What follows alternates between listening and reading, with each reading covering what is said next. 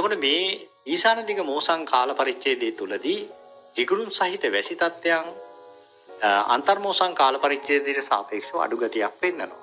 කෙසේ නමුත් අපිට දැනට පේනවා ඉදිරි දින කීපය ගත්තම විශේෂයෙන්ම 9 වෙනිදාන් පස්සේ මේ ඊශාන දිග මෝසම් කාල පරිච්ඡේදයේ සක්‍රීය භාවයක් පෙන්වනවා. ඒ කියන්නේ ඒ සුළං හමන වේගයේ වැඩිවීමක් පෙන්눔 කරනවා. එතකොට මේ තත්ත්වයටදී 9 10 11 12 වගේ දිනයන් වෙනකොට දිවයින තුල තියෙන වර්ෂාපතනයේ වැඩිවීමක් අපිට අපේක්ෂා කරන්න පුළුවන්.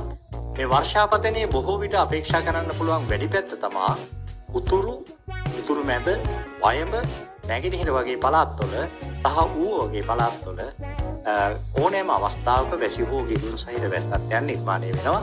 සාමාන්‍යයෙන් ඒ පළාත්වල අහස වලාකුළින් බරව තියෙන්න පුළුවන්, දුර් ස්වභාවයේ තියෙන්න පුළුවන්. එම පළාත්වල සමහර ස්ථානවලට මිලිමීටර් 75 100 මට්ටමේ වර්ෂාපතන ලැබීමේ හැකියාවක් තියෙනවා.